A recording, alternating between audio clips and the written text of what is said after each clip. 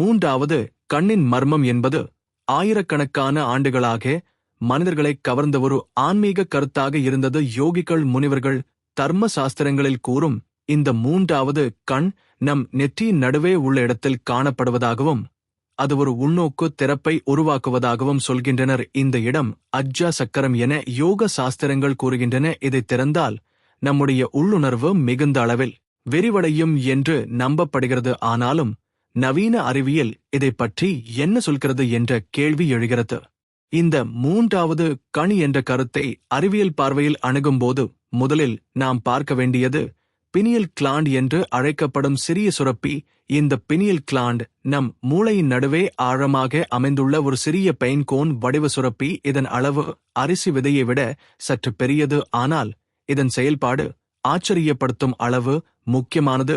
நவீன neuro science இதை ஒரு உயிரியல் கடிகாரம் போல பார்க்கிறது. நம் தூக்கம் விழிப்பு சுழற்சியை கட்டுப்படுத்தும் ஹார்மோன் மெலடோனின் இதிலேயே உற்பத்தியாகிறது. மெலடோனின் என்பது நம் உடல் ரிதங்களை சமநிலைப்படுத்தும் முக்கியமான ஹார்மோன். இருட்டான சூழலில் இது அதிக அளவில் சுரந்து நம்மை தூக்கத்திற்கு இட்டுச் செல்கிறது. ஆனால் வெளிச்சம் அதிகரிக்கும் போது மெலடோனின் சுரப்பு குறைந்து நாம் விழித்திருக்க உதவுகிறது. இதனால் பினியல் கிளாண்ட் ஒரு உள்கடிகாரம் போல இயங்குகிறது. இது அறிவியலின் பார்வை. ஆனால் யோகிகள் கூறுவதாவது பினியல் கிளாண்ட் தான் நம் ஆன்மீக கண், மூன்றாவது கண் என்று. இது சுவாரஸ்யமாக இருக்கிறது. ஏனெனில் பினியல் கிளாண்ட் ஒரு மிகுந்த ஒளி உணர்வு கொண்ட சுரப்பி. இதன் உள்ளே உண்மையில் ஒளி உணரும் செல்கள் இருப்பது கண்டுபிடிக்கப்பட்டுள்ளது. இது நம் கண்களுக்கு இணையான புகைப்பட ரிசப்டர்கள் போன்று செயல்படக்கூடும் என்பதால் சில விஞ்ஞானிகள் இதை ஒரு உள்கண் என்று அழைக்கின்றனர். இதே காரணத்தால் பினியல் கிளாண்டின் சுரப்புகள் ஆன்மீக அனுபவங்களுக்கும் தொடர்பு இருக்கலாம் என்று பல ஆய்வுகள் கூறுகின்றன. பினியல் கிளாண்ட் மேலும் டிஎம்டி என்று அழைக்கப்படும் ஒரு அற்புதமான நியூரோ கெமிக்கல் உருவாக்கும் திறன் கொண்டிருக்கலாம் என்கிற கோட்பாடு உள்ளது. டிஎம்டி என்பது தைமெத்தில் டிரிப்டமின் என்று அழைக்கப்படும் ஒரு சக்தி வாய்ந்த சைக்கடலிக் கெமிக்கல். இது இயற்கையாகவே சில தாவரங்களில் உள்ளது. மேலும் நம் உடலிலும் மிகச் சிறிய அளவில் உருவாகிறது என்கிறார்கள் சில விஞ்ஞானிகள். இதுவே நம்முடைய கனவு அனுபவங்களுக்கும் ஆன்மீக உச்ச நிலைகளுக்கும் காரணமாக இருக்கலாம் என்று கூறுகின்றனர். இதனால் மூன்றாவது கண் என்ற கருத்து அறிவியல் மற்றும் ஆன்மீகம் இரண்டிலும் ஒரு பாலமாக செயல்படுகிறது. ஒரு பக்கம் இது நம் உடலின் உயிரியல் ரிதங்களை கட்டுப்படுத்துகிறது. மற்றொரு பக்கம் இது உள்நோக்க அனுபவங்களை உருவாக்கி நம்மை சுய உணர்வின் பக்கம் கொண்டு செல்கிறது. முன்னைய பகுதியில் நாம் பினியல் கிளாண்ட், அதன் அமைப்பு, அதன் முக்கியத்துவம் பற்றி பார்த்தோம். இப்போது அந்த சுரப்பி சுரக்கும் முக்கிய ஹார்மோன்கள் நம் உடலுக்கும் மனத்துக்கும் என்ன செய்கின்றன என்பதை ஆழமாக ஆராய்வோம். மெலடோனின் என்பது நம் உடலில் நேரத்தை நிர்ணயிக்கும் உயிரியல் ஹார்மோன். இது சூரிய உதயம், சூரிய அஸ்தமனம் போன்ற இயற்கை ஒளி இருட்டு சுழற்சிகளின் அடிப்படையில் செயல்படுகிறது. ஒளி குறைந்தால் பினியல் கிளாண்ட் மெலடோனின் சுரப்பதை அதிகரிக்கிறது. இது நம் உடலுக்கு ஒரு சிக்னல் அனுப்புகிறது, இப்போது ஓய்வெடுக்க வேண்டும். நரம்புகள் சாந்தமடைகின்றன, இதய துடிப்பு மெதுவாகிறது, மூளை அலைகள் ஆல்பா நிலைக்கு செல்கின்றன. அந்த நிலையில் நம் உடல் ஆழ்ந்த தூக்கத்திற்கு தயாராகிறது. மெலடோனின் சுரப்பின் மற்றொரு முக்கிய பங்கு நம் மூளையின் டிடாக்சிபிகேஷன் செயல்முறையை இயக்குவது. தூக்கத்தில் நம் மூளை சுத்தமாகிறது, நரம்பு செல்களில் தேங்கும் நச்சு புரோட்டீன்கள் நீக்கப்படுகின்றன, நினைவுகள் ஒழுங்குபடுத்தப்படுகின்றன. இதனால் நாளைய நாளுக்கு நாம் புத்துணர்ச்சியுடன் எழுகிறோம். இந்த அனைத்தும் பினியல் கிளாண்டின் மெலடோனின் சுரப்பின் உதவியால் தான் நடைபெறுகிறது. இதனால் இந்த சுரப்பி ஒரு உயிரியல் கடிகாரம் மட்டுமல்ல, நம் முழு உடல் ஆரோக்கியத்தை சமநிலைப்படுத்தும் மிக முக்கிய அங்கம். ஆனால் பினியல் கிளாண்டின் மர்மம் இங்கே முடிவடைவதில்லை. சில ஆராய்ச்சியாளர்கள் கூறுவது பினியல் கிளாண்ட் நம்முடைய உடலில் இயற்கையாகவே டிஎம்டி சுரக்கக்கூடும் என்பதாகும். டிஎம்டி அல்லது தைமெத்தில் டிரிப்டமின் என்பது ஒரு சக்தி வாய்ந்த நியூரோ கெமிக்கல்.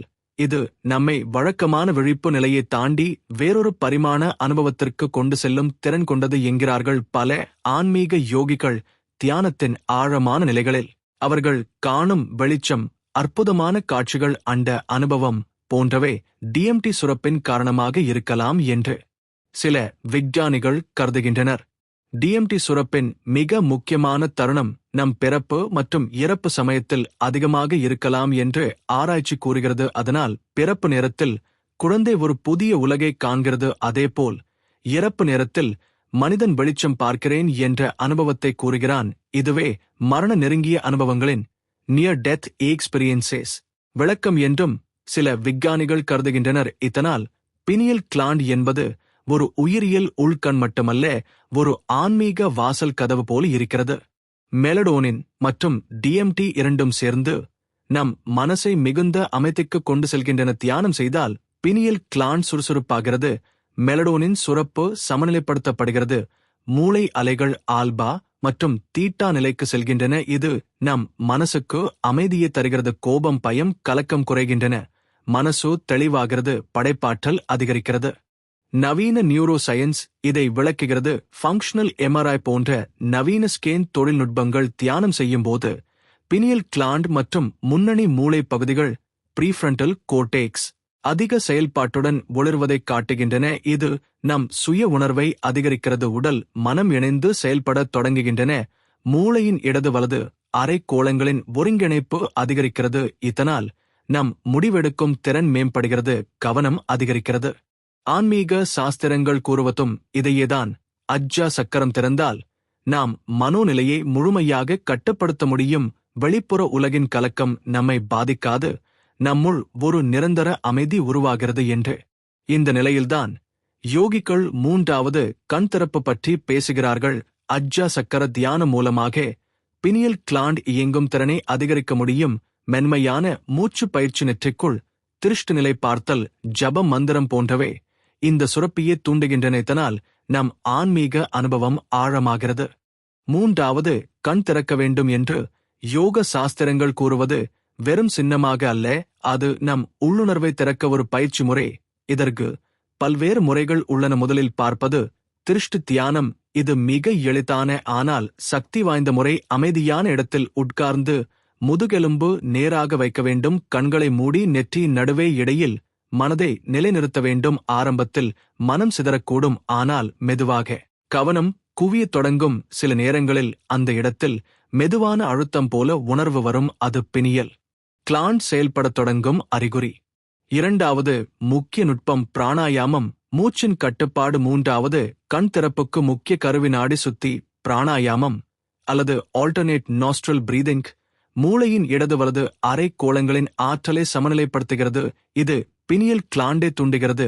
மூளை அலைகளை மெதுவாக ஆழ்ந்த தீட்டா நிலைக்கு கொண்டு செல்கிறது. இது ஒரு தியான நிலை. மூன்றாவது நுட்பம் ஓம் ஜபம், ஓம் மந்திரம். ஒலி அலைகள் மூளையின் நடுவே அதிர்வை உருவாக்குகின்றன. ஓம் உச்சரிக்கும் போது அதிர்வு பினியல் கிளாண்டை நேரடியாக தூண்டுகிறது என்கிறார்கள் சில விஞ்ஞானிகள். ஓம் உச்சரிக்கும் போது மூளை அலைகள் ஆல்பா நிலைக்கு மாறுவதை EEG கருவி மூலம் அளந்து நிரூபித்துள்ளனர். இது உடனடி மன அமைதி தருகிறது. மேலும் திராடகா தியானம் என்ற கண் திருஷ்டி யோக முறை உள்ளது. ஒரு சிறிய தீபத்தை அல்லது விளக்கை கண் உயரத்தில் வைத்து அந்த தீப்பொறியை பார்ப்பது, கண்கள் நீர்க்கும் வரை பார்ப்பது, அதன் பிறகு கண்களை மூடி அந்த ஒளிக்காட்சி மனத்தில் நிலைநிறுத்துவது. இது பினியல் கிளாண்டுக்கு நேரடி காட்சி தூண்டல் அளிக்கிறது. இவை எல்லாம் யோக முறைகள், ஆனால் நவீன விஞ்ஞானமும் இதை ஆதரிக்கிறது. ஃபங்க்ஷனல் MRI ஆய்வுகள் காட்டுவது தியானத்தின் போது மூளையின் டிஃபால்ட் மோட் நெட்வொர்க் என்ற பகுதி அமைதியாகிறது. அது நம் சிந்தனை சுழற்சி மற்றும் மனக்கலக்கத்துக்கு காரணமான பகுதி. அது அமைதியானால் மனசு தெளிவாகிறது, சுய உணர்வு அதிகரிக்கிறது, நம் உடல் கெமிஸ்ட்ரி மாறுகிறது.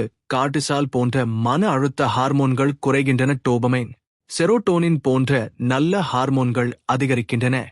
நவீன நியூரோ சயின்ஸ் கூறுவது பினியல் கிளாண்டின் கால்சிபிகேஷன், கைல்சிபிகேசன் அதிகரித்தால் அது செயல்பாடு குறைகிறது என்று. காரணம் புளோரைடு கலந்த குடிநீர் மற்றும் தவறான உணவு பழக்கம் பினியல் கிளாண்டை கடினப்படுத்தி மெலடோனின் சுரப்பை குறைக்கிறது. இதனால் தூக்க குறைவு, மன அழுத்தம் அதிகரிக்கிறது. ஆகவே மூன்றாவது கண் திறக்க வேண்டும் என்றால் பினியல் கிளாண்டை சுத்தமாக வைத்துக் கொள்ள வேண்டும் என்கிறார்கள். அதற்காக புளோரைடு இல்லாத நீர், பச்சை காய்கறிகள், சுத்தமான இயற்கை உணவு, தியானம் போன்றவை பரிந்துரைக்கப்படுகின்றன.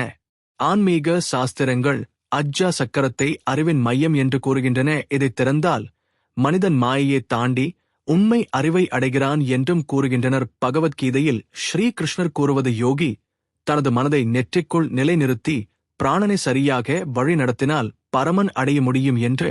அந்த விளக்கம் பினியல் கிளாண்டின் செயல்பாட்டோடு பொருந்துகிறது. மூன்றாவது, கண் திறந்த யோகிகள் அனுபவிக்கும் சில உணர்வுகள். ஆழமான அமைதி, எப்போதும் நிலைத்து நிற்கும் வெளிச்சம் காணும் அனுபவம், கனவுகளில் கூட தெளிவான விழிப்புணர்வு, உடல் நோய்கள் குறைவு, மன அழுத்தம் இல்லாத நிலை, உள்ளுணர்வு மிகுந்து எதிர்காலத்தை புரிந்து கொள்ளும் திறன். இது வெறும் கற்பனை அல்ல. பல ஆய்வுகள் நீண்ட கால தியானம் செய்யும் யோகிகள் மூளையில் கிரே மைடர் அதிகரிப்பது, நரம்பு இணைப்புகள் வலுப்படுவது காட்டுகின்றன. அதனால் அறிவியல் மற்றும் ஆன்மீகம் இங்கு ஒன்றாக இணைகின்றன. மூன்றாவது, கண் தியானத்தை தொடர்ந்து செய்வதால் நம் வாழ்க்கையில் பெரிய மாற்றம் வரும். முதலில் தூக்கம் மேம்படும், பின் மனசு தெளிவாகும், சுயநம்பிக்கை உயரும், வாழ்க்கையில் திசை தெளிவு கிடைக்கும், கோபம் குறையும், பரிவு அதிகரிக்கும். மூன்றாவது, கண் தியானம் மற்றும் பினியல் கிளாண்ட் செயல்பாடு பற்றி பேசும்போது பொதுவாக மக்கள் மிகுந்த ஆவலுடன் தொடங்குகிறார்கள். ஆனால் சிலர் தவறான புரிதல்களால் சிக்கல்களில் விழுகிறார்கள். இதை பற்றி திறந்த மனதுடன் பேச வேண்டும். சிலர் மூன்றாவது கண் திறக்க முயன்றால் அவர்கள் வியத்தகு காட்சிகள் காண்கிறார்கள். அதனால் பயந்து விட்டுவிடுகிறார்கள். இந்த காட்சிகள் சாதாரணம். காரணம், பினியல் கிளாண்ட் தூண்டப்பட்டதும் மூளையில் ஸ்டோர்ட் மெமரி இமேஜஸ் ரிலீஸ் ஆகின்றன. சிலர் இதை அற்புத சக்திகள் என நினைக்கலாம். சிலர் இது பயம் கரமான பேய் காட்சி என கருதலாம். ஆனால் யோக சாஸ்திரங்கள் கூறுவது இது மனசின் சுத்திகரிப்பு செயல்முறை மட்டும். அதனால் பயப்படாமல் கவனமாக தியானத்தை தொடர வேண்டும். மற்றொரு தவறான புரிதல், மூன்றாவது கண் திறந்தால் உடனே அற்புத சக்திகள் வரும் என்கிற எதிர்பார்ப்பு. நிஜத்தில் மூன்றாவது கண் திறப்பு என்பது ஒரு ஆழமான உள்நோக்கு பயணம். அது நம் மனதை சுத்திகரிக்கிறது, நம் வாழ்க்கை பழக்க வழக்கங்களை மாற்றுகிறது. சில நேரங்களில் இந்த மாற்றம் சவாலாக இருக்கலாம். ஏனெனில் நம் பழைய மன பழக்கங்கள் நம்மை பிடித்து வைத்திருக்கும். அந்த கட்டங்களை உடைக்க வேண்டும். அதற்கு பொறுமை தேவை. சிலர் மூன்றாவது கண் தியானம் செய்து மனச்சிதைவு அனுபவிக்கலாம். ஏன் என்றால் அவர்களுக்கு அடக்கி வைத்த உணர்வுகள் வெளிப்படத் தொடங்கும். அதனால் திடீரென கோபம் வரலாம், அழுகை வரலாம், பயம் ஏற்படலாம். இந்த நிலைகள் தற்காலிகம். ஆனால் ஒருவர் தனியாக இதை எதிர்கொள்ள முடியாவிட்டால் அனுபவமுள்ள யோகாசிரியர் வழிகாட்டுதல் அவசியம். பினியல் கிளாண்டின் கால்சிபிகேஷன் குறைப்பது மூன்றாவது கண் செயல்பாட்டுக்கு முக்கியம் என்று கூறினோம். இதை சுத்தம் செய்ய இயற்கை முறைகள் உள்ளன. புளோரைடு கலந்த டூத் பேஸ்ட் தவிர்க்க வேண்டும். புளோரைடு இல்லாத நீர் குடிக்க வேண்டும். பச்சை கீரைகள், சைவ உணவுகள் அதிகம் சாப்பிட வேண்டும். ஹெவி மெட்டல் டிடாக்ஸ் செய்ய ஸ்பிருலினா, குளோரெல்லா போன்ற பச்சை சூப்பர் உணவுகள் உதவும். சூரிய உதய நேரத்தில் சூரிய ஒளியே கண்களுக்கு நேரடியாக பார்ப்பது, சூரிய நமஸ்காரம் செய்யும் போது கண் திறந்து பார்ப்பது பினியல் கிளாண்டுக்கு ஒளி சிக்னல் அளிக்கிறது. இது மெலடோனின் சுரப்பை சரிசெய்கிறது. மூன்றாவது கண் திறப்பு ஆன்மீக பாதையில் ஒரு அடுத்த கட்டத்தை திறக்கிறது. ஆனால் நவீன வாழ்க்கையில் அதை எப்படி பயன்படுத்துவது முக்கியம். நமக்கு ஆன்மீக அனுபவம் மட்டும் இருந்தால் போதாது, அதை வாழ்க்கையில் இணைக்க வேண்டும். மூன்றாவது கண் திறந்தால் நமக்கு மிகுந்த உள்ளுணர்வு கிடைக்கும். அதை தொழிலில், குடும்பத்தில், முடிவெடுப்பதில் பயன்படுத்தலாம். ஒருவரை சந்திக்கும் போது அவரின் மனநிலை நமக்கு எளிதில் தெரியும். அதனால் நாம் உறவுகளை ஆரோக்கியமாக வைத்துக் கொள்ள முடியும். தியானம் செய்து மூன்றாவது கண் சுறுசுறுப்பு அடைந்தவர்கள் அதிக படைப்பாற்றல் பெறுவார்கள். கலைஞர்கள், விஞ்ஞானிகள், இசையமைப்பாளர்கள் தங்கள் படைப்புகளில் திடீரென ஊக்கம் வரும். அதுதான் அஜ்ஜா சக்கரத்தின் சக்தி. அது கற்பனை உலகத்துடன் இணைக்கிறது. ஆன்மீக சாஸ்திரங்கள் எச்சரிக்கின்றன. மூன்றாவது கண் திறந்த பின் ஒருவர் தன்னம்பிக்கை அதிகமாகி அகங்காரம் வரக்கூடாது. ஏனெனில் அந்த சக்தி தவறாக பயன்படுத்தப்பட்டால் அது மன அழுத்தத்தை அதிகரிக்கும். காமம், கோபம், ஆசை போன்ற பழைய பிணைப்புகள் மீண்டும் மேலெழுந்தால் அது விழுந்துவிடும் அபாயம் உள்ளது. அதனால் பிராணாயாமம், யோகாசனம், தியானம் ஆகியவற்றை சமநிலையாக செய்வது அவசியம். உடலை ஆரோக்கியமாக வைத்துக் கொள்ள வேண்டும். நவீன விஞ்ஞானிகள் இதை புரிந்து கொண்டிருக்கிறார்கள். பல நியூரோ சயின்டிஸ்ட்கள் தியானத்தின் நன்மைகளை ஆராய்ந்து அதை பொது மக்களுக்கு கொண்டு செல்வதற்காக மைண்ட்ஃபுல்னஸ் பேஸ்ட் ஸ்ட்ரெஸ் ரிடக்ஷன் போன்ற முறைகளை உருவாக்கியுள்ளனர். இவை அனைத்தும் அஜ்ஜா சக்கரத்தின் செயலை அறிவியல் மொழியில் விளக்கும் முயற்சிகள்தான். மூன்றாவது கண் அறிவு நவீன வாழ்க்கையில் பின்வரும் துறைகளில் பயனுள்ளதாக இருக்கிறது. மனநலம், கவலை, மனச்சோர்வு குறைக்கிறது. கல்வி, மாணவர்கள் கவனசக்தி அதிகரித்து வேகமாக கற்றுக்கொள்கிறார்கள். விளையாட்டு, விளையாட்டு வீரர்கள் மன அழுத்தம் குறைத்து ஃபோக்கஸ் அதிகரிக்கிறார்கள். தொழில் கிரியேட்டிவிட்டி ப்ராப்ளம் சால்விங் ஸ்கில்ஸ் மேம்படுகிறது. குடும்பம் பரிவு அதிகரித்து உறவுகள் இனிமையாகிறது. இவை அனைத்தும் சாத்தியமாகும் காரணம் மூன்றாவது கண் நம்முடனே இணைக்கிறது. அதுவே ஆன்மீகத்தின் நோக்கம். யார் நாம், எங்கே இருந்து வந்தோம், எதற்காக வாழ்கிறோம் என்ற கேள்விக்கு பதில் தருகிறது. மூன்றாவது கண் திறந்தவர்கள் அனுபவிக்கும் ஒரு முக்கிய உணர்வு காலத்தின் புரிதல் மாறுவது. கடந்த காலம் எதிர்காலம் என்ற இரண்டும் ஒரே தொடர்ச்சியான ஓட்டமாக படுகிறது. அதனால் அவர்கள் நிகழ்காலத்தில் முழுமையாக வாழ ஆரம்பிக்கிறார்கள். பிரசன்ட் மோமெண்ட் அவேர்னஸ் மிகுந்து ஆங்ஸைட்டி குறைகிறது. மூன்றாவது கண் என்றால் அது வெறும் பினியல் கிளாண்ட் அல்ல, அது ஒரு ஆற்றல் வாயில். யோக சாஸ்திரங்கள் கூறுவது மனித உடலில் 7 முக்கிய சக்கரங்கள் உள்ளன. அதில் 6வது சக்கரம் அஜ்ஜா சக்கரம் மூன்றாவது கண் என்று அழைக்கப்படுகிறது. இது திறந்தால் குண்டலினி சக்தி எனப்படும் உயிர் சக்தி முளையிலிருந்து மேலே எழுகிறது. குண்டலினி என்பது முதுகெலும்பின் அடிப்பகுதியில் உறங்கி கிடக்கும் ஒரு நாக சக்தி போல வர்ணிக்கப்படுகிறது. இது யோகத்தில் சின்னமாக இருந்தாலும் உண்மையில் அது நரம்பு மண்டலத்தில் மறைந்து கிடக்கும் பிராணசக்தி. குண்டலினி எழும்போது அது முதலில் மூலாதார சக்கரத்தை தாண்டி சுவாதிஷ்டான மணிப்பூரக அநாகத விசுத்தி ஆகிய சக்கரங்கள் வழியாக மேலே எழுகிறது. அஜ்ஜா சக்கரத்தை அடையும் போது மனிதனின் விழிப்பு நிலை மாறுகிறது. அந்த நிலையில்தான் மூன்றாவது கண் திறக்கப்படுகிறது. யோகிகள் சொல்வது இந்த அனுபவம் மிகவும் வலிமையானது. உடல் முழுவதும் மின்னோட்டம் ஓடுவது போல இருக்கும். சிலர் அதில் அச்சமடையலாம். ஆனால் யோகாசிரியர் வழிகாட்டுதலுடன் பயிற்சி செய்தால் அது ஒரு பேரானந்த நிலை. குண்டலினி எழுந்து சஹஸ்ரார சக்கரத்தை அடைந்தால் அதுவே ஆன்மீக விடுதலை அனுபவம். அதில் மனம் உடல் சிந்தனை அனைத்தும் ஒன்றாக இணைந்து பரம்பொருளோடு சங்கமிக்கின்றன. இந்த நிலையை சமாதி என்கிறார்கள். இதுதான் மூன்றாவது கண் திறப்பின் உச்சம். மூன்றாவது கண் என்ற கருத்து இந்திய கலாச்சாரத்தில் மட்டுமல்ல, உலகின் பல்வேறு நாகரிகங்களிலும் காணப்படுகிறது. எகிப்தில் ஐ ஆஃப் ஹார்ஸ் எனப்படும் சின்னம் உள்ளது. அது மூளையின் நடுவே பினியல் கிளாண்ட் மற்றும் ஹைப்போதாலாமஸ் வடிவத்தைப் போலவே இருக்கும். அதனால் சில ஆராய்ச்சியாளர்கள் கூறுவது எகிப்தியர்கள் மூன்றாவது கண் பற்றி அறிவிருந்தார்கள் என்றும் அவர்கள் பினியல் கிளாண்டின் சக்தியே வணங்கினர் என்றும். மேலும் மாயா நாகரிகம், அஸ்டெக் நாகரிகம் எல்லாம் நெற்றியின் நடுவே ஒரு புள்ளி அல்லது கண் வரையப்பட்ட சின்னங்களை பயன்படுத்தினார்கள். இது உள்ளுணர்வு அறிவு சின்னம். திபெத்திய புத்த மதத்தில் கூட மூன்றாவது கண் முக்கியமான பங்கு வகிக்கிறது. மண்டலங்கள் வரையும் போது நடுவே ஒரு புள்ளி வரையப்படுகிறது. அது சுய உணர்வு மற்றும் பரம்பொருளுடன் இணைப்பை குறிக்கிறது. இந்து சாஸ்திரங்களில் மூன்றாவது கண் என்பது சிவபெருமானின் கண் என்று கூறப்படுகிறது. சிவன் மூன்றாவது கண் திறந்தால் மாயை அழியும், பிரபஞ்சம் புனிதமாகும் என்கிறார். இதன் பொருள் அறிவு வெளிப்படுகிறது, அறியாமை எரிகிறது. இந்த சின்னம் நம் வாழ்க்கையில் எப்போதும் விழிப்பு நிலையில் இரு அறியாமையை அழி என்ற நினைவூட்டல்.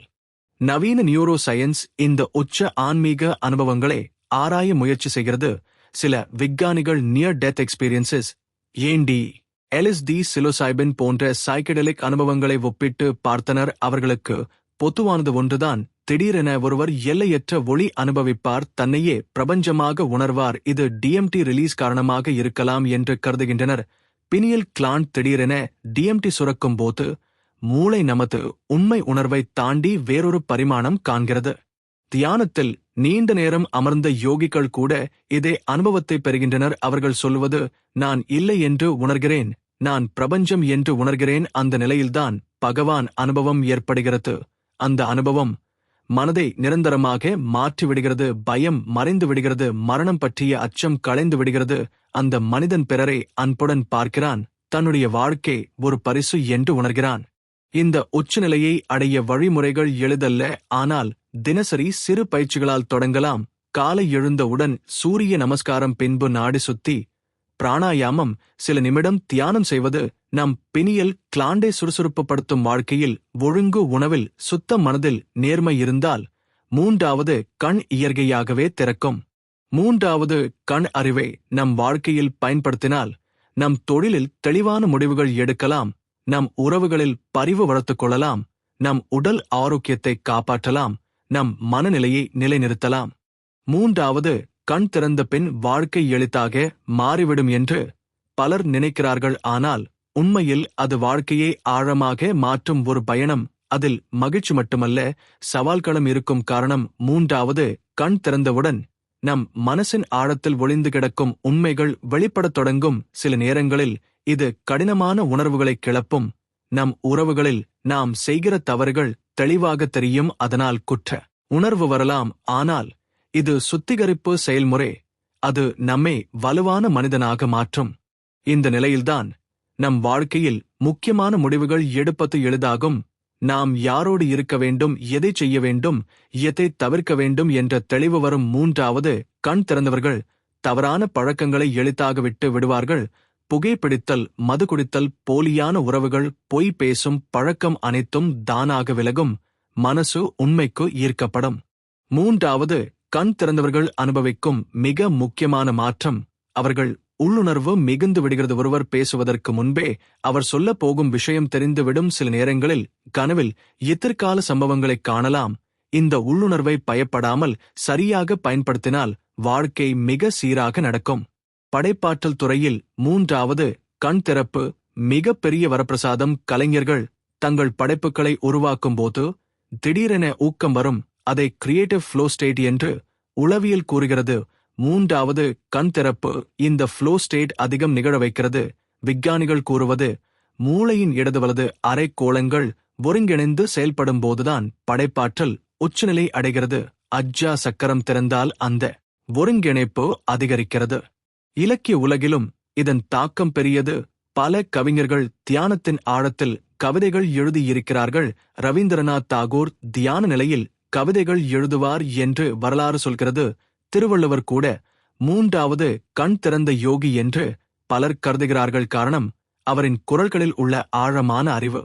இப்போது பார்ப்போம் தினசரி செய்யக்கூடிய முழுமையான 30 நிமிட மூன்றாவது கண் யோகா மற்றும் தியான நடைமுறை. 30 நிமிட மூன்றாவது கண் யோகா தியான நடைமுறை. படி 1, உடல் தயாரிப்பு. 5 நிமிடம் சுகாசனத்தில் அல்லது பத்மாசனத்தில் உட்கார்ந்து முதுகு நேராக வைத்துக் கொள்ளுங்கள். 3 ஆழ்ந்த மூச்சு எடுத்து மெதுவாக விடுங்கள். கழுத்தை மெதுவாக வலது இடது சுற்றி சளி டென்ஷன் விடுங்கள். கண்களை மூடி முகம் சாந்தமாக வையுங்கள். படி 2, நாடி சுத்தி பிராணாயாமம். 7 நிமிடம் வலது கையை பயன்படுத்தி வலது மூக்கு துளையை மூடி இடது மூக்கில் ஆழமாக மூச்சை இழுத்து இடது மூக்கு துளையை மூடி வலது மூக்கில் மூச்சை வெளியே விடுங்கள். இதையே மாறி மாறி தொடருங்கள் சீரான விதத்தில். இதனால் மூளையின் இடது வலது பாதி சமநிலைப்படுத்தப்படும். படி 3, பிராமரி பிராணாயாமம். 5 நிமிடம் மூச்சை ஆழமாக இழுத்து ஹம் ஒலி செய்து வெளியே விடுங்கள். ஹம் ஒலி செய்யும்போது அதிர்வை நெற்றி இடையில் உணர முயலுங்கள். இந்த அதிர்வு பினியல் கிளாண்டை தூண்டுகிறது. படி 4, திருஷ்டி தியானம். 8 நிமிடம் கண்களை மூடி நெற்றியின் நடுவே மனதை நிறுத்துங்கள். அங்கே ஒரு நீல வெளிச்சம் அல்லது வெள்ளை ஒளியை கற்பனை செய்யுங்கள். மனம் சிதறினாலும் மெதுவாக கவனத்தை மீண்டும் அந்த ஒளிக்கு கொண்டு வாருங்கள். சில நிமிடத்தில் அந்த இடத்தில் மெதுவான துடிப்பு அல்லது அழுத்தம் உணரலாம். படி 5, ஓம் ஜபம். 5 நிமிடம் ஆழமாக மூச்சை இழுத்து ஓம் என உச்சரியுங்கள். ஓம் ஒலி நீண்ட நேரம் ஒலிக்கட்டும். ஒலி அலை நெற்றி இடத்தில் அதிர்வை உண்டாக்கும். குறைந்தது 11 முறை செய்யுங்கள். இந்த 30 நிமிட பயிற்சி தினமும் செய்தால் பினியல் கிளாண்ட் சுறுசுறுப்பாகும். 3வது கண் மெதுவாக திறக்கும். மனம் அமைதி அடையும். தூக்கம் மேம்படும். உள்ளுணர்வு கூடிய தெளிவாகும். 3வது கண் திறக்கும் போது நம் மூளை அலைகளில் பெரும் மாற்றம் நிகழ்கிறது. பொதுவாக நாம் விழிப்புணர்வில் இருக்கும்போது மூளை அலைகள் பீட்டா நிலை பீட்டா வேவ்ஸ், அதாவது 14 முதல் 30 வரை ஹர்ட்ஸ் வேகத்தில் இயங்குகின்றன. இது எப்போதும் சிந்தனை, வேலை, கவலை, திட்டமிடல் போன்ற செயல்பாடுகளுக்கு பயன்படும். ஆனால் 3வது கண் தியானத்தில் நம் மூளை அலைகள் மெதுவாக ஆல்பா நிலைக்கு ஆல்பா வேவ்ஸ் 8 முதல் 13 ஹெர்ட்ஸ் வரை செல்கின்றன. இதில் மனம் அமைதியாகிறது. உடல் சுலபமாக ஓய்வு பெறுகிறது. ஆழமான தியானத்தில் மூளை தீட்டா நிலைக்கு தீட்டா வேவ்ஸ் 4 முதல் 7 ஹெர்ட்ஸ் வரை செல்கிறது. இது கனவுக்கும் விழிப்புக்கும் நடுவே இருக்கும் நிலை. 3வது கண் திறந்தவர்கள் இந்த நிலையிலே ஆழமான காட்சிகள், தெய்வீக வெளிச்சம் குரல் போன்ற அனுபவங்களை பெறுகிறார்கள். நரம்பியல் விஞ்ஞானிகள் கூறுவது, இந்த நிலையில் மூளை மிகுந்த படைப்பாற்றல் நிலையில் இருக்கும். பழைய நினைவுகள் குணமடையும், செயல்முறைகள் துவங்கும். சில நேரங்களில் மூளை டெல்டா அலைகளுக்கு டெல்டா வேவ்ஸ் 0.5-4 ஹெர்ட்ஸ் செல்கிறது. இது பொதுவாக ஆழ்ந்த தூக்கத்தில் நிகழும். ஆனால் விழிப்பு நிலையிலேயே இந்த அலை நிகழ்ந்தால் அது மிகுந்த ஆனந்த நிலையை தரும். யோகிகள் இதையே சமாதி நிலை என்று கூறுகிறார்கள். அந்த சமாதி நிலைதான் ஆன்மீக உச்சம். அதில் சுயம் முழுமையாக கரைகிறது.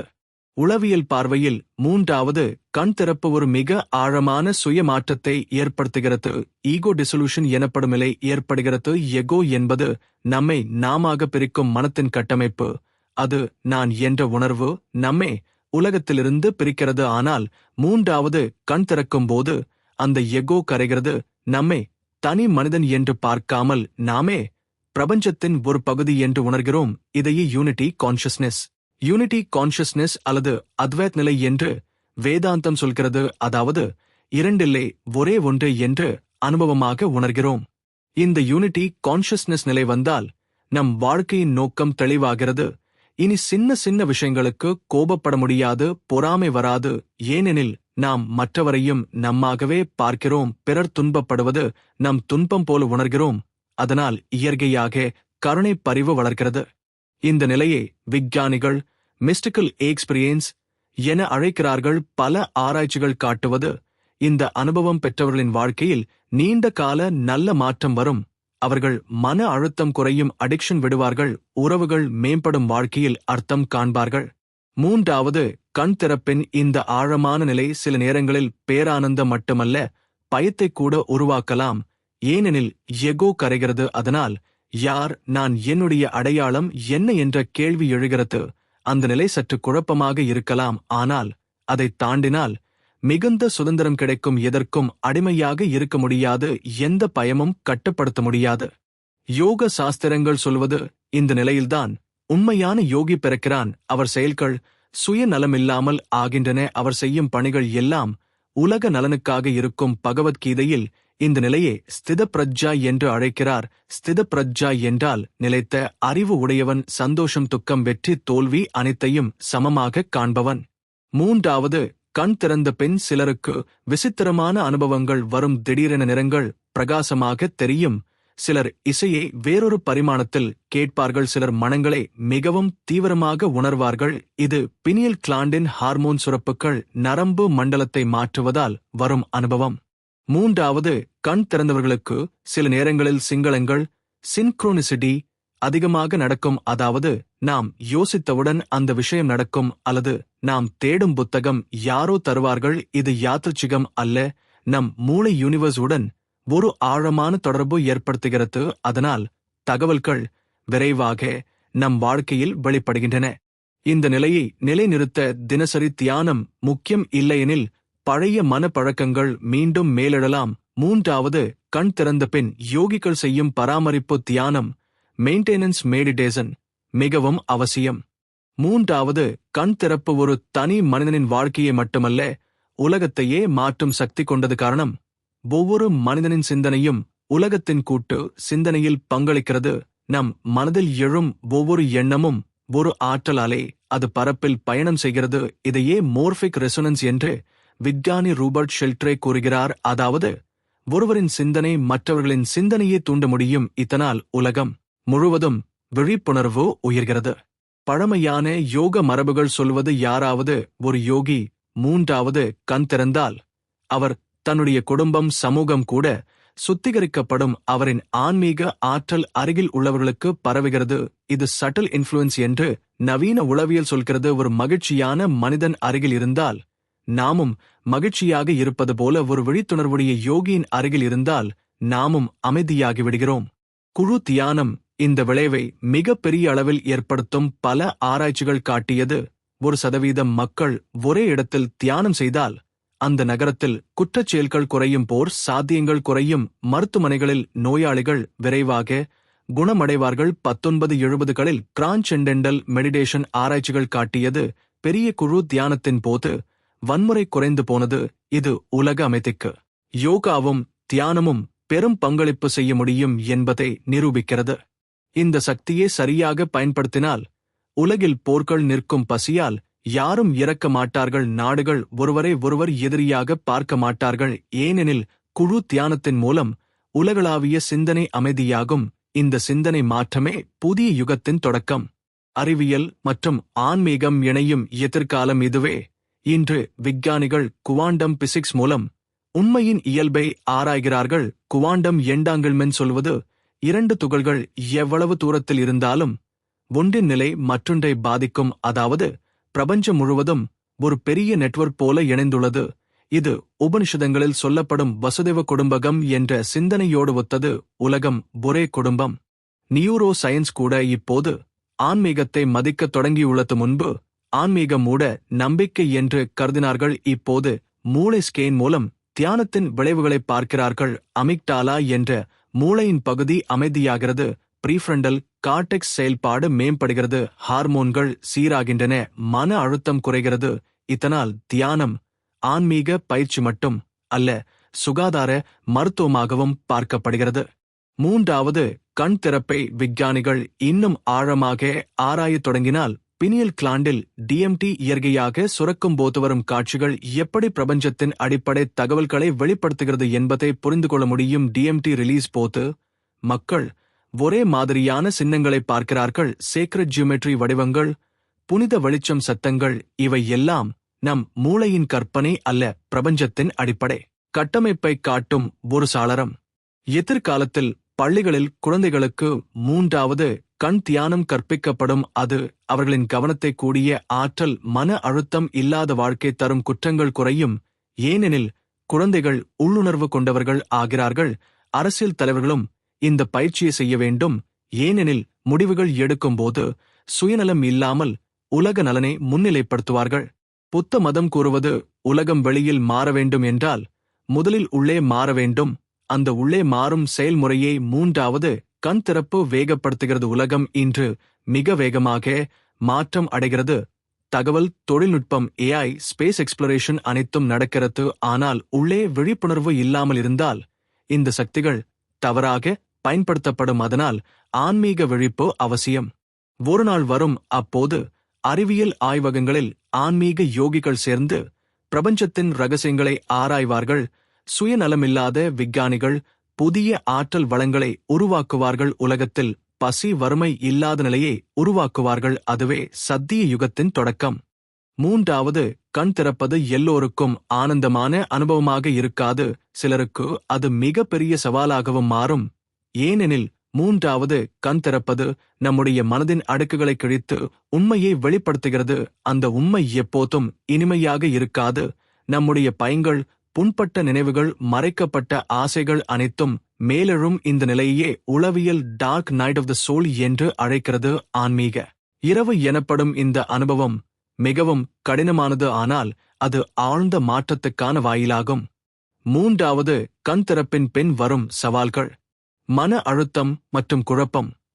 ஒருவருக்கு திடீரென உணர்வுகள் மிகுந்துவிடும். சின்ன விஷயங்களுக்கும் கண்கள் கலங்கும். காரணம் மூளை ஹார்மோன் மாற்றம், பினியல் கிளாண்டின் செயல்பாடு அதிகரிப்பு.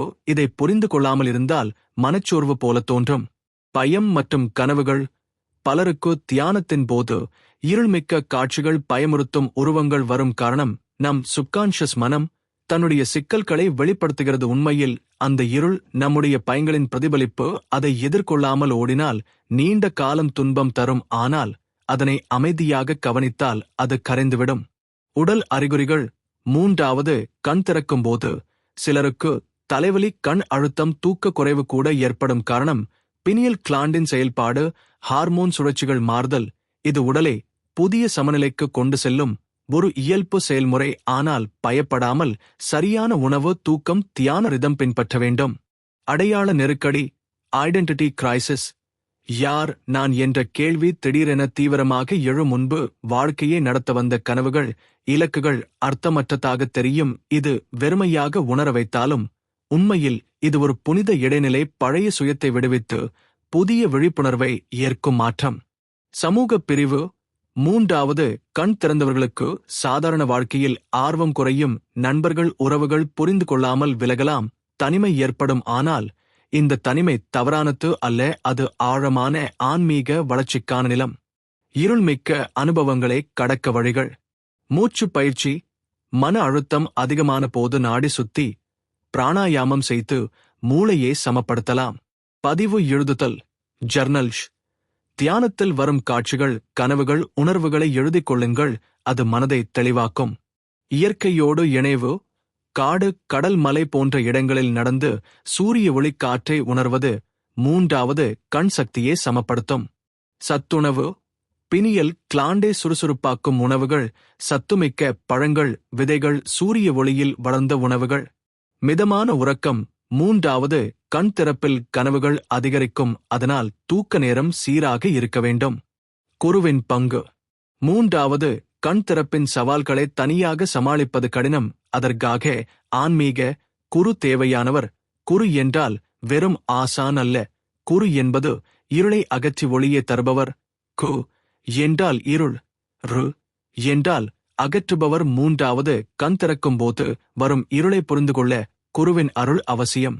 குரு நம்முடைய அனுபவங்களை சரியாக விளக்கிக் கொடுப்பார். பயம் வந்தால் அது சுப்கான்ஷியஸ் வெளிப்பாடு என்பதை சொல்வார். கனவு வந்தால் அதில் உள்ள சின்னங்களை ஆராய்வார். உடல் சிரமம் வந்தால் சரியான யோகா ஆசனங்கள் பரிந்துரைப்பார். திசை தவறாமல் வழிநடத்துவார். வரலாற்றில் எல்லா பெரிய யோகிகளுக்கும் ஒரு குரு இருந்தார்.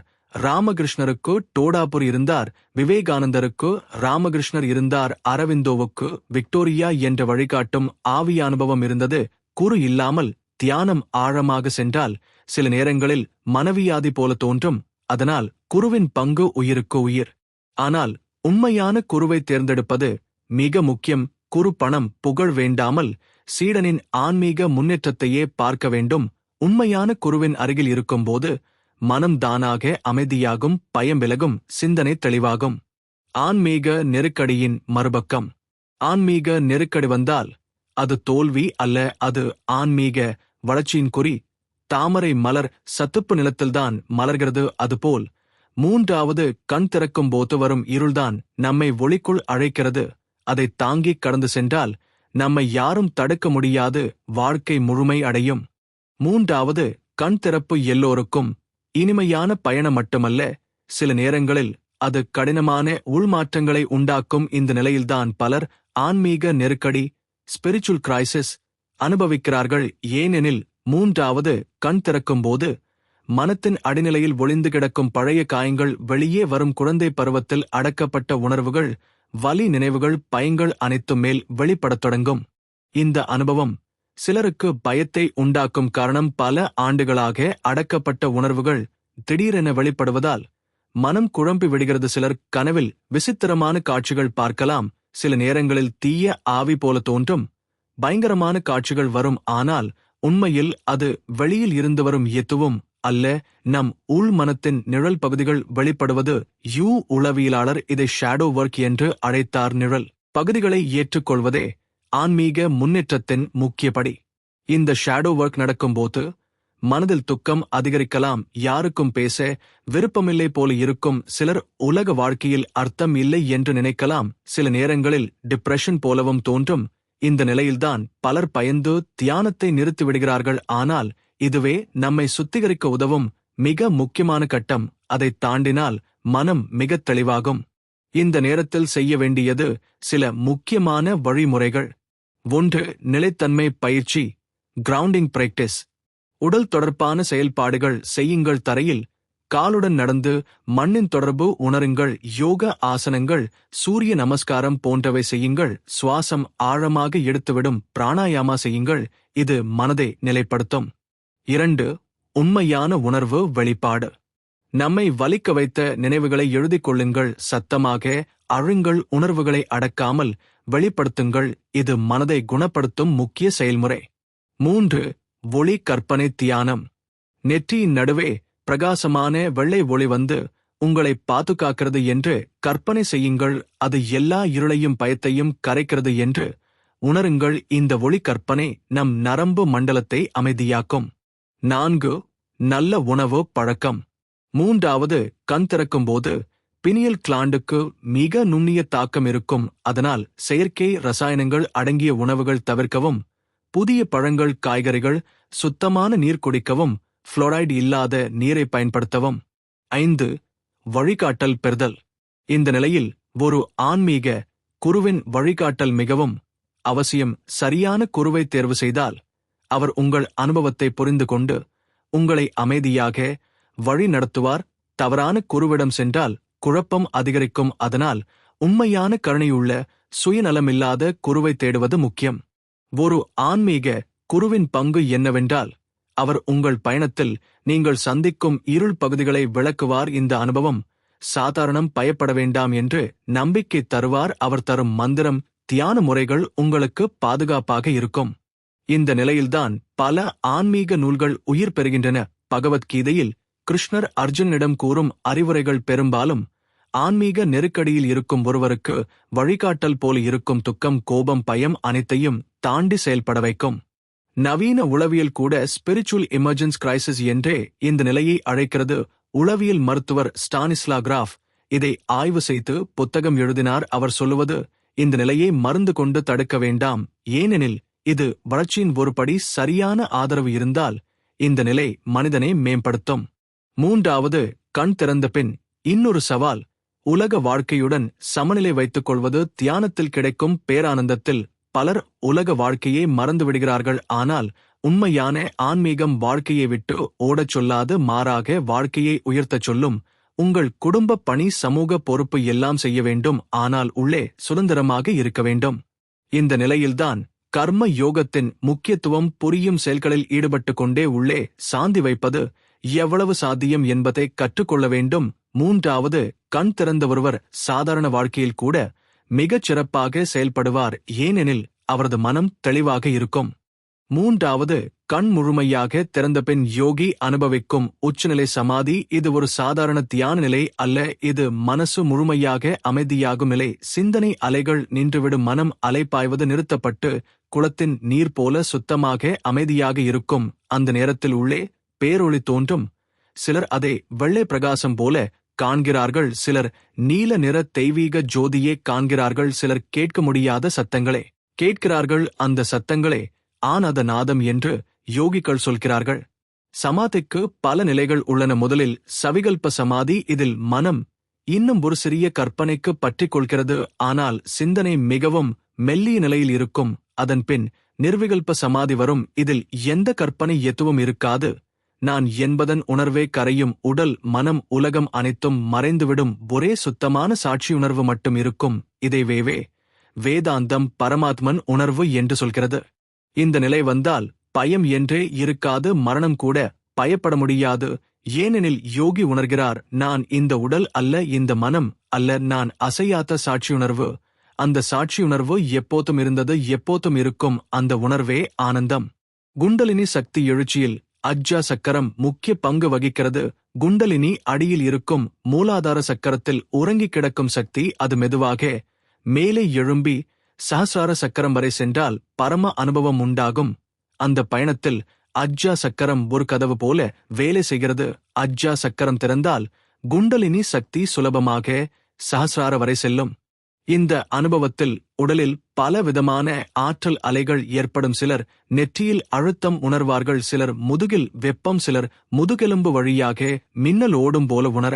குண்டலினி சக்தி முழுமையாக எழும்பி அஜ்ஜா சக்கரத்தை தாண்டி சஹஸ்ரார சக்கரத்தை அடையும் போது யோகி அனுபவிப்பது பிரபஞ்ச சத்தியம். அந்த சத்தியம் வார்த்தைகளால் விவரிக்க முடியாதது. இது எதுவும் ஒரு காட்சி அல்ல, எதுவும் ஒரு சத்தம் அல்ல, ஆனால் அது அனைத்தையும் தாண்டிய சுத்தமான பரிபூரண அனுபவம். அந்த நிலையில்தான் யோகி புரிந்து கொள்கிறார், நான் பிரபஞ்சத்திலிருந்து தனியே இல்லேன், பிரபஞ்சமே நான் பிரபஞ்சமே என்று. சஹஸ்ரார சக்கரம் 1000 இதழ்கள் கொண்ட தாமரை போல திறக்கிறது. அந்த தாமரையின் நடுவில் பேரொளி வெடிக்கிறது. அது 1000 சூரியர்கள் சேர்ந்து ஒளிர்வது போல இருக்கும். ஆனால் அந்த ஒளி கண்களுக்கு வலி தராது. அது மனதையும் உயிரையும் கரைக்கும். அந்த ஒளி வந்தபோது யோகி மகிழ்ச்சியில் அழுவார். காரணம், அவர் தேடியது பிறந்த நாளில் இருந்தே இதுதான் என்று உணர்வார். இந்த நிலையில் 3வது கண்வேலை முடிந்துவிடும். அது நம் பயணத்தில் கதவாயிருந்தது, நம்மை வழி நடத்தியது. ஆனால் சஹஸ்ரார திறந்த பிறகு நான் என்ற அடையாளமே இல்லாமல் போகிறது. இனி யாருக்காக கண் திறக்க வேண்டும் என்று யாரும் இல்லை. அந்த நிலைதான் பரம விடுதலை.